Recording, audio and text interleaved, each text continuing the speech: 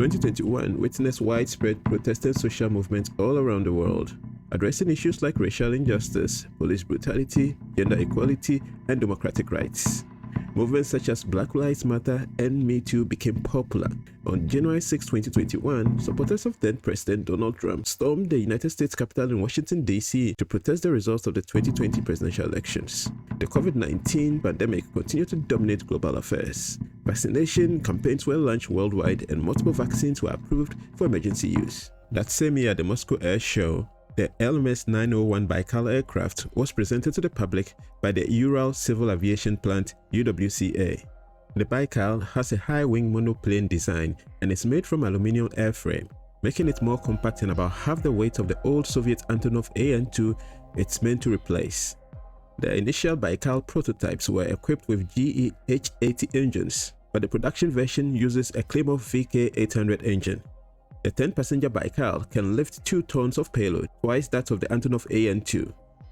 It has a cruising speed of 160 knots and is able to cover distances of up to 810 nautical miles and be able to take off from unpaved runways as short as 820 feet long. The Baikal looks a bit like the T-101 Rook project from the early 90s, a concept that never materialized into production aircraft.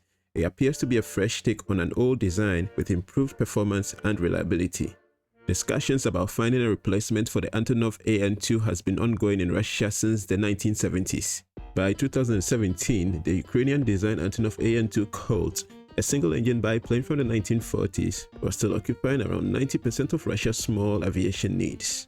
Like how cars become rundown and unreliable after 8 years, most light aircraft have a productive life of about 15 to 20 years, after which they start to become unreliable and prone to breakdowns and component failures. The maintenance cost of these planes make them unprofitable to keep running.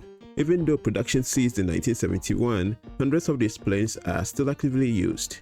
The Antonov AN-2 was highly valued by Siberian pilots for its incredible low stall speed and exceptional durability, making it a crucial mode of transportation for passengers and cargo in remote areas with short and unpaved airstrips. Russia, a land of immense distances and sparse population, faces a unique transportation challenge beyond its major cities. While the nation grapples with shortage of narrow-body aircraft for its urban centers, an equally crucial need exists for smaller, more versatile aircraft to connect remote villages and towns scattered across the vast expanse. The Siberian tundra, the rugged Ural mountains, and the far eastern reaches of the country are home to countless communities isolated by geography. These isolated settlements depend on air travel for essential services like healthcare, education, and supplies. In times of emergency, the ability to swiftly transport medical personnel or equipment can mean the difference between life and death. For residents, air travel is often the only practical way to reach urban centers for business, education, or family visits. The ideal aircraft for this challenging environment would be a 10-seater capable of landing on short, unpaved airstrips. Such aircrafts facilitate transportation in rural Russia, bridging the gap between isolated communities and the rest of the country. These small aircraft stimulate economic growth through tourism, improve access to essential services, and enhance the overall quality of life for millions of people. Another Russian aircraft that was in consideration was the TVS-2DS, a carbon fiber composite plane displayed at the Moscow Air Show in 2017. This aircraft is a modification of the Antonov AN-2 aircraft. Over the many decades, the AN-2 has gone through several updates. The TVS-2MS from Rosaviaprom Company is the latest iteration. Designed by the Siberian Scientific Research Institute of Aviation, Sibnia, it has a retro-futuristic appearance resembling the AN-2, but with an improved weight and rigidity for higher speeds and takeoff. The planes are made from bodies of old AN-2 aircraft. Serial production of these machines is organized at the Rosaviaprom plant in Novosibirsk, Siberia. The TVS-2MS craft is a 12-seat aircraft equipped with Honeywell's TPE-331 turboprop engines with around 1,000 horsepower. The Russians do not have an engine in the 1,000 horsepower range. The VK-800 makes about 800 horsepower, whilst the VK-1600 is designed to produce around 1,300 to 1,800 horsepower. Due to the sanctions and the lack of domestic engines in that horsepower range, the company has chosen to reverse engineer the Honeywell engine. But this will most likely take about 5 years to complete. The plane was kitted with American avionics systems. The first flight of the craft with avionics manufactured by Russian company Navigator JSC took part in January 2023. The cockpit is equipped with 1. Digital flight display systems, which is a modern approach to displaying all aircraft data organized on a single screen instead of using several separate analog instruments. 2. Flight and navigating parameter computers, which is constantly tracking parameters like altitude, airspeed, heading, roll, pitch and yaw to present a snapshot of the aircraft's flight status. It works by collecting data from various sensors like inertial measuring units, accelerometers, gyroscopes, magnetometers, and air data computers. 3. Transponders, which are systems that send and receive information from the aircraft's location, registration, and direction to air traffic controllers. The navigator company will also provide onboard satellite antennas for the plane. Unfortunately, the aspects of the plane that made it really impressive also contributed to its problems. Composite materials don't perform well in freezing temperatures and are hard to repair, so building planes with carbon fiber for landing on rough runways in the Russian North and Far East will be costly due to the difficulty involved in repairing carbon fiber parts. However, the main reason why this aircraft was not successful was because its engines were sanctioned and there was no readily available engines to replace it. But a few were built. Tomsk-based SIP Aircraft Airlines initially purchased 2 TVS-2MS aircraft, with an agreement in place for as many as 12 more down the line. In 2024, they received 3 extra planes in Tomsk, with the 4th aircraft in 2025. These planes are intended to revive regional aviation in the Tomsk region and West Siberia. Tomsk region is planning to bring back air travel to some hard-to-reach areas. The towns in question are situated in the hard-to-reach areas among the Vasugian swamps, and the only other way to reach them is through winter roads or using hovercraft vehicles. Short takeoff and landing capability, fuel efficiency, and range are the most important attributes in this class of aircraft. Short takeoff and landing capability is particularly important because regional airplanes operate out of airports with shorter runways or in remote areas with limited infrastructure. The American Daher Kodiak is famous for its tough build and ability to handle tough terrains and bad weather. Similarly, the de Havilland Canada DHC-2 Beaver is celebrated for its strength and reliability, making it a go-to choice for those working in extreme environments, particularly in places like Canada and Alaska. On the other hand, the Cessna Caravan from American Textron Aviation is popular for its adaptability, frequently used for everything from transporting passengers to hauling cargo and even special tasks like skydiving and surveillance. The Baikal is equipped with a Klimov VK800 turboprop engine which pumps out 800 shaft horsepower. It has a cruise speed of about 160 knots and can travel up to 1,100 nautical miles. However, it requires 1,500 feet for takeoff, which isn't as good as the Daher Kodiak, which only needs about 1,000 feet. The Cessna Caravan, on the other hand, has the least impressive takeoff and landing performance, requiring about 2,000 feet on the runway. The Baikal is a newer player in the game and it stacks up pretty well against the Daher Kodiak, which is the newest Western aircraft on the market.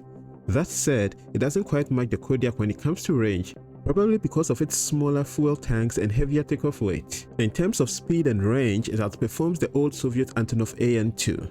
But while it does offer a bit of an upgrade for pilots with slightly higher landing speeds, there are some downsides to consider, like the tight cabin space that might not be the best for airlines and their passengers.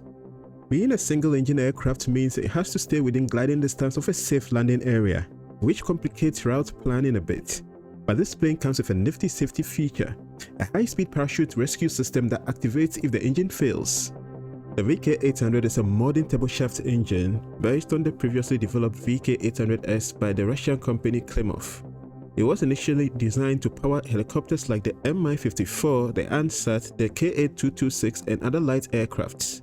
The creation of the original VK800S was initiated in 2003 for the Ansat helicopter as a replacement for the Pratt & Whitney 207K engine. By 2007, a prototype engine was manufactured and the bench tests were successfully passed. But work on the engine stalled until 2018 when the new Baikal light plane project was proposed, and the engine division of UWCA picked up the work on completing the engine. The UWCA engine division primarily consists of former employees from Pratt & Whitney Russia branch who moved there in 2014 following the company's closure due to sanctions. Having analyzed the designs of the VK800S, the engineers came to a conclusion that the engine required a complete redesign. The updated engine will be more powerful, more fuel efficient, and more reliable than its predecessor. In addition, the VK800SM will have a significantly longer service life. The initial service life of the engine will be 2,000 hours without failures and damage, and later improved to 4,500 hours as they fine-tuned the engine further. To improve serviceability, the engine is designed to easily provide access to the hot part by disconnecting the gas generator from the free turbine. In comparison, the inspection of damage to hot part of the GE engine is only possible during a major overhaul. For regular post-flight diagnostics of the engine, special sensors are installed, which allow real-time assessment of the technical condition of the engine from a tablet. The engine management software will be able to analyze the parameters transmitted by the sensors and make recommendations for troubleshooting and repairs. In 2023, the engine underwent bench testing. The tests confirmed reliable ignition of the combustion chamber at altitudes reaching up to 26,000 feet. Further tests will cover the full range of operating altitudes, followed by evaluations of the centrifugal compressor. The tests will confirm the compressor's design features, including airflow, pressure enhancement, efficiency, and reserves for gas dynamic stability. The VK800SM has a classic design, typical for engines of its class, incorporating a compressor with a single highly loaded, high-efficient centrifugal stage and a single-stage turbine. It utilizes a centrifugal compressor that pulls air in and propels it outward through centrifugal force, resulting in increased pressure and temperature of incoming air. A single-stage uncooled turbine harnesses energy from the hot pressurized gases to power the compressor and accessory gearbox. In the combustion chamber, fuel is mixed with the compressed air and ignited, resulting in high temperature and high pressure gas streams. This gas then drives the turbine that spins the propeller, generating thrust. An accessory gearbox connected to the engine powers various engine components, including the generator, the hydraulic pump, and the oil pump. Additionally, a fuel control system manages the fuel flow to the combustion chamber, ensuring the engine maintains its desired power output. The new VK800 engine weighs about 250 kilograms and has 800 horsepower. UWCA plans to initially produce 30 units of the VK800 engine, with 5 as spare engines in case of breakdowns. In addition to the LMS 901 Baikal, the VK800 engine will also be used for the 20-passenger LMS 192 Osve and the UTS 800 training craft. Flight tests with the engine were supposed to begin by the first quarter of 2024 and certification a year later, but due to technical difficulties, it has been delayed. The test flights will take place on the Yak-40 flying laboratory at Simnia, Novosibirsk. The engine will be installed on the nose of the Yak-40 aircraft to test the entire range of altitudes and speeds. In total, about 20 flights will take place in Novosibirsk, during which the engine will be tested for stability, controllability, and the ability to restart in mid-air. Serial production of the Baikal will probably start in 2026 if not later. Currently, the portfolio of orders from future operators is about 25 planes. According to media reports, Russian regional airlines are looking to buy over 200 Baikal planes. A new assembly plant is being built in Komsomolsk-Amur in the far east of Russia. The facility is expected to produce 20 Baikal aircraft per year starting in 2026. This means the plant will need about 10 years to meet the demand of the 200 light aircrafts expected. The production rate of the Daher Kodiak varies, but it's increased from 18 in 2023 to around 25 units per year in 2024.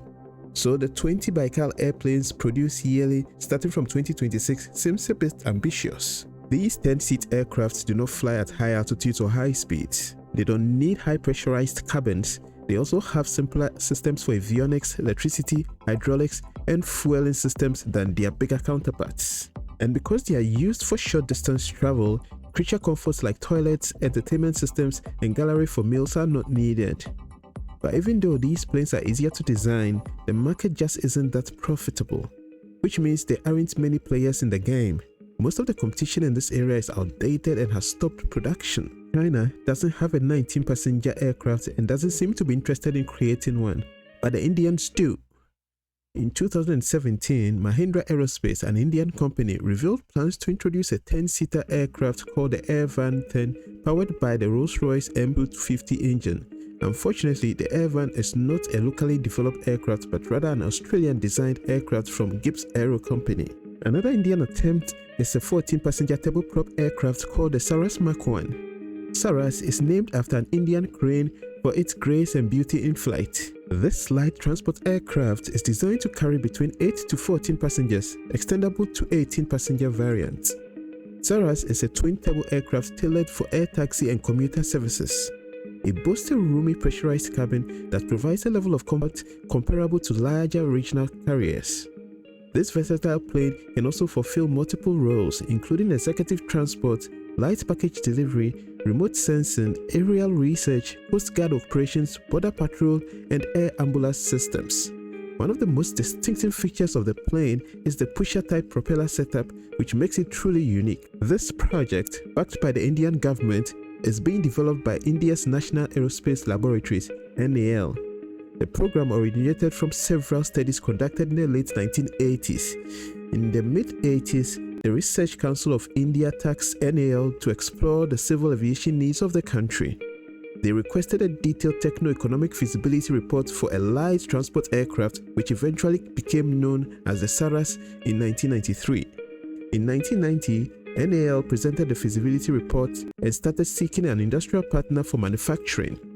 While two organizations showed interest, neither took further steps, leading to a halt in the program. The project initially began in the 1990s as a joint effort between India and Russia. However, the Miasasev Design Bureau withdrew due to financial difficulties following the collapse of the Soviet Union. India's National Aeronautics Limited, NAL, decided to take charge and independently advance the 14-seater aircraft initiative. The updated project received approval in 1999 with plans for a 2001 launch. However, delays occurred due to tech embargoes and technical difficulties. The first prototype finally took off in 2004. The second prototype made its flight in 2007, coming in more than 5 years behind schedule. These delays caused the project costs to increase by almost 17%. The Indian government at the time scrapped the project after a test flight accident in 2009. However, the Narendra Modi administration brought it back to life 5 years later. But this new iteration dropped the 14-passenger version in favor of a 19-seater aircraft. Since then, the aircraft has undergone several design modifications and upgrades. They've installed two powerful 1200 Pratt & Whitney engines to enhance takeoff performance. Additionally, they've revamped the flight control systems, expanded the radar area, and introduced unique stall warning systems. In 2017, the Indian government stated its commitment to finish the plane's development and get it flight ready. Fast forward to 2019, and reports from the Indian media mentioned the NAL aimed to roll out the SARAS Mark II by 2026. NAL aims to get the SARAS Mark II certified, starting with military version, then moving on to civilian versions. Hindustan Aeronautics Limited (HAL) will produce the military model, while a private company, which is still to be determined, will take on the civilian version. There are talks with Tata, Mahindra, and Reliance, but haven't locked in any agreements so far. The market for 10-seat regional aircraft is relatively small, with an estimated global size of around 1,500 units a year. However, developing countries in Africa, Asia, and Latin America are showing significant interest in this segment. For instance, countries such as Kenya and Tanzania heavily rely on these aircraft for tourism and connectivity, while nations like Indonesia and Philippines use them to connect their many islands in Asia. In Latin America, Brazil and Peru are the most important markets due to their challenging terrains. The market is projected to grow at a rate of 5% annually over the next 10 years. By 2030, the rising economic growth and infrastructure enhancements in these nations will drive 60% of the demand for 10-seat aircraft. The geopolitical neutrality of most of these countries makes them the potential future battleground for these planes. The competition is expected to be mainly between Americans with the Cessna, the Canadians with the Twin Otter, the Europeans with the Kodiaks, and maybe the Russians with the Baikal, as the Chinese and the Indians don't seem interested in this category. The North Americans will most likely retain their dominance in this segment, but who will come third? Stay tuned.